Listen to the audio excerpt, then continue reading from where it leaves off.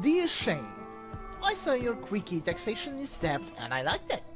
And then I saw that super massive discussion between you and VeryEvilPettingZoo. And after reading the original comment that started the whole discussion, I decided to respond to the original comment and see if it stands up under my scrutiny.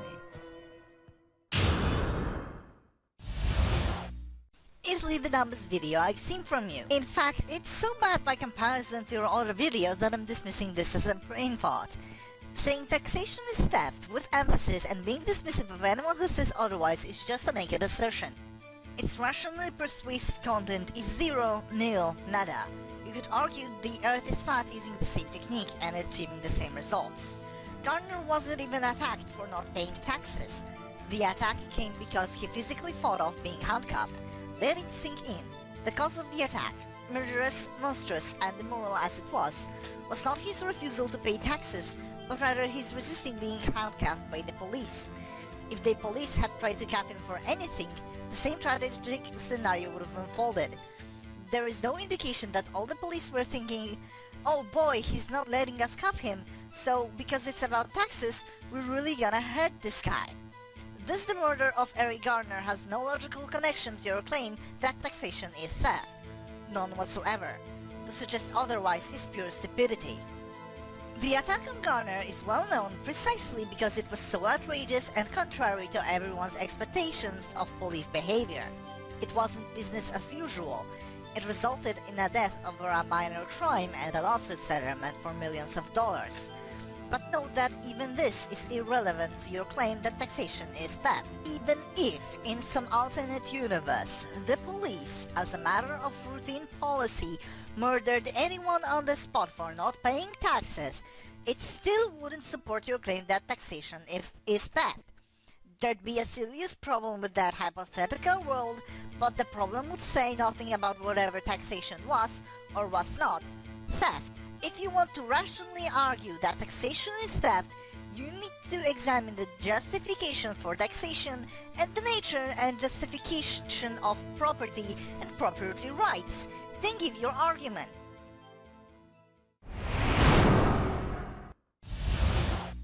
Saying taxation is theft with emphasis and being dismissive of anyone who says otherwise is just a naked assertion.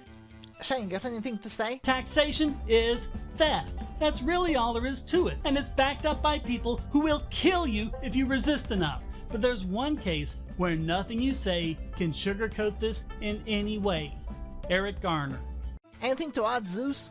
Its rationally persuasive content is zero, nil, nada. You could argue the earth is flat using the same technique and achieving the same results. Well, that's a good thing you're not equally as dismissive of his statement as you claim him to be.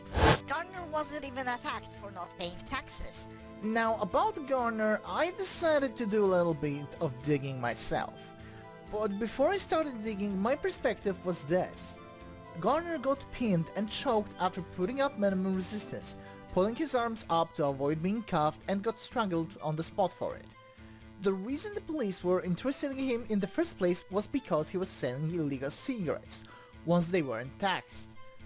Now, let's use this as a basis to reply to what Zeus had to say, namely, the attack came because he physically fought off being handcuffed. Let it sink in.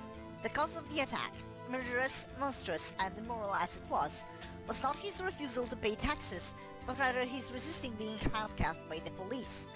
If the police had tried to cuff him for anything, the same tragic scenario would have unfolded. Now, I've noticed something of a false dichotomy here. It assumed Garner was guilty of one crime or another, when it was possible that he was attacked for no reason, something that Zoo doesn't seem to consider. If Garner wasn't selling the illegal cigarettes, he would have not been attacked by the police, therefore making Shane's position valid. And then I started digging. According to the Wikipedia page about the incident, Garner has gotten the attention of a plainclothes police officer after apparently bringing up a fight. It may be worth noting that Garner has had a few bumps in his criminal record, so it's reasonable that the officers might suspect him of something. But without any evidence or directly witnessing the crime, the only thing Garner did was breaking up a fight, as several witnesses have stated.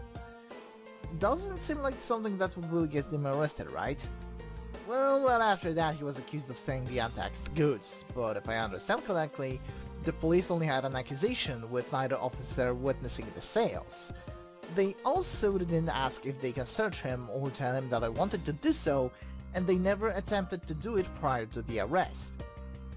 He's about to be taken in based on a mere suspicion. Now, even if you want to say that the arrest wasn't uncalled for, I don't think that raising my hands in the air could be considered something that a chokehold and strangulation would be an appropriate response to. And in light of that, I have to agree that even if it is true that Garner was not attacked and murdered for selling untaxed cigarettes, the official reason for going after him in the first place was an accusation of basically not paying taxes, validating Shane's claim that he will be killed if he refuses to pay the government what they say is rightfully theirs. And regardless of the real reason behind the attack, the police officers got off scot-free if you ignore the out-of-court settlement of roughly $6 million. Which in turn means that the government is allowing either police to murder people for no reason, or they're allowing police to murder people for not paying taxes. Honestly, I don't know which one is worse, so pick your poison. The attack on Garner is well known precisely because it was so outrageous and contrary to everyone's expectations of police behavior. It wasn't business as usual. It resulted in a death over a minor crime and a lawsuit settlement for millions of dollars. But note that even this is irrelevant to your claim that taxation is theft. And likewise, the severity of the case is irrelevant to your claim that taxation is not theft. So why would Shane bring it up? He used it because he wouldn't need to go into detail explaining it. If it had been only a 30 post long Twitter hashtag and the monetary compensation was $100, the fact that the police attacked Garner using taxes as an excuse means Shane's argument still stands. But he would just have to lay out all the details of the case in front of everyone. All you're trying to do is dismiss his position by trying to accuse him of an ad populum fallacy.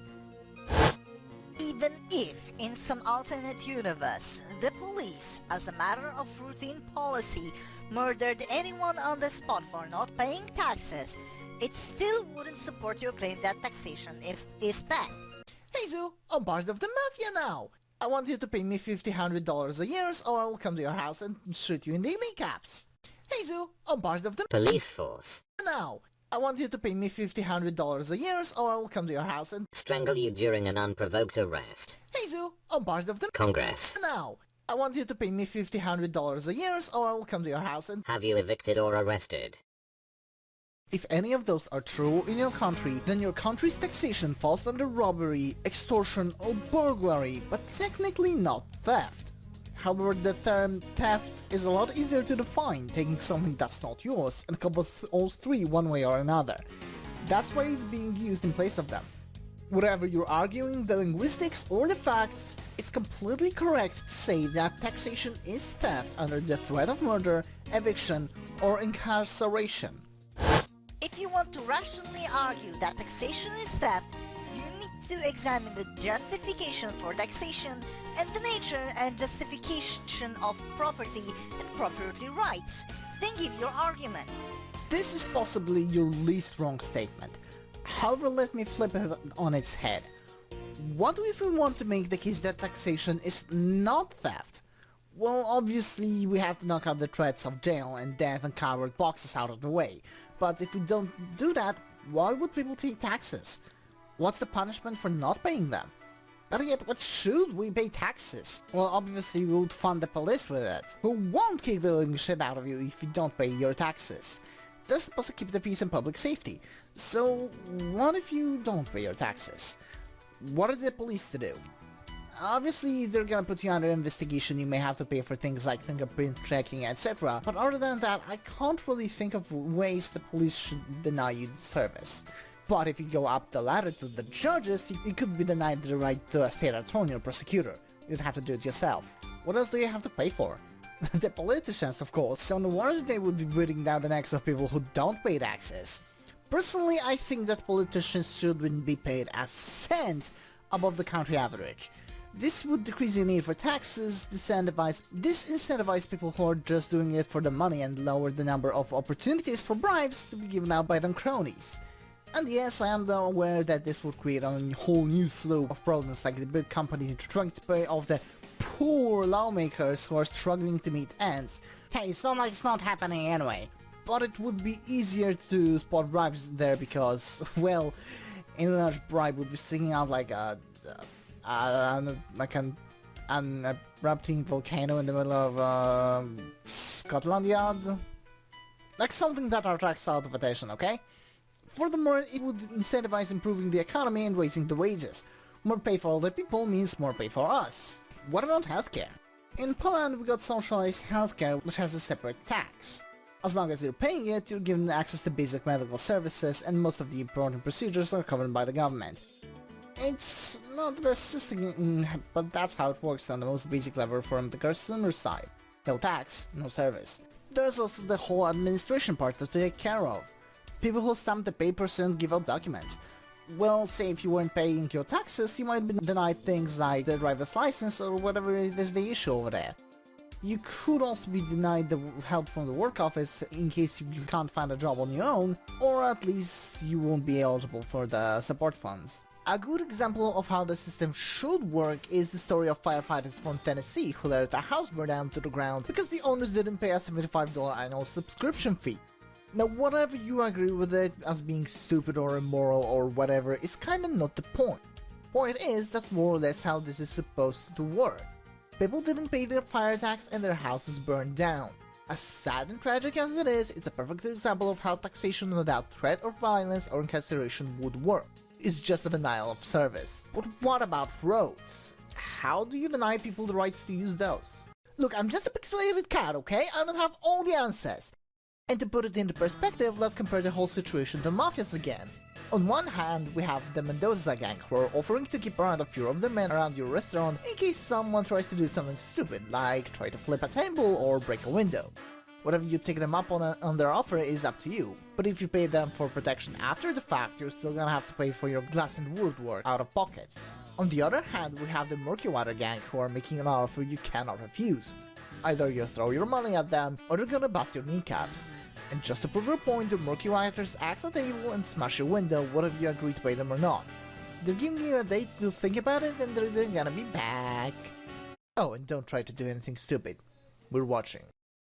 In theory, a non-theft tax system could work, but in reality, we get Eric Garner. On the 17th of July 2014, police stopped Eric Garner on the suspicion that he was selling individual cigarettes without a tax stamp. Remember those from the American Revolution? The only issue here was Garner not paying taxes. The officers put him in a chokehold and forced him to the ground. Despite him pleading with them that he couldn't breathe, they didn't let up until he stopped moving and didn't perform CPR or even check to see if he was still breathing. He was pronounced dead in the hospital an hour later. The coroner said he was killed by compression of neck, chokehold, compression of chest, and prone positioning during physical restraint by police, and ruled Garner's death a homicide. With stories like this, it's hard to buy that the US government is not in any way close to Murky Water. And, Shane, if you ever actually get around to watching this video, thank you for all you do. And for the love of God, if I did something stupid in this video, please tell me. Even if you're not Shane, even if you're just watching the video that the silly kid Mik Ogniokrwisty made, leave a comment. Point out my stupidity. Hell, make a video response if you like. And if you want to see more stupid stuff, why don't you subscribe? I got other responses and reviews that you can watch. Go ahead, it's all free. Just click on the button. Like, boop. Done. And you don't even need to pay a tax.